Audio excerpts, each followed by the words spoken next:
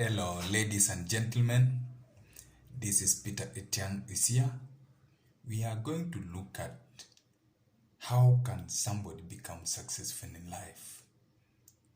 Success is defined differently by different people. What matters most is how do you define your success? 1. Do what you love doing. When you do what you love doing, there are high chances you are going to succeed in it because you will put all the interest and the passion in doing it until you achieve what you want. Another point is have a clear vision of where you are coming from and where you are going to. When you have a clear vision, you will have a plan. You will know, what am I supposed to do to achieve what I want? Which steps should I follow to achieve what I want? And you will have a clear plan. You will begin by using first step, following the second until you achieve what you want to achieve. The third point, we should always seek for God to guide us. We should not lean on our own understanding.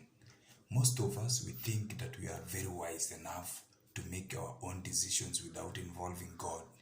But I believe that any plan we plan without involving God, we are not going to succeed. So to be successful, we have to lean not on our own understanding.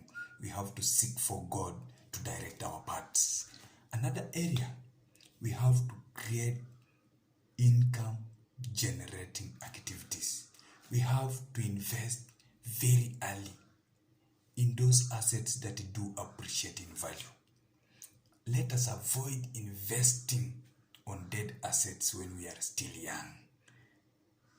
We are supposed to invest on the assets that do appreciate in value to enable us to have a lot of income in future so that we can be in position to succeed in life. And to be successful is when we have income, more income generating activities that we can be in position to live within and above our limits. When we live within our means, that means we have not achieved a lot. But when we can be in position to live extra beyond our limits, then we would have achieved something. So we have another area. We have to cultivate a good relationship with people who have made it in life. There are people who have succeeded in life. When you cultivate good contacts with them, they can direct your paths, they can guide you towards achieving what you want to achieve because they will show you the steps they use to achieve it. Definitely, you will follow those steps slowly by slowly until you achieve what you want to achieve. Another area we want to touch shortly is don't go for loans. Don't go for loans, I repeat. But go for loans if you have the clear picture of what you want to use the loan for. You have the vision and the plan which will enable you to go for a loan. Get a loan.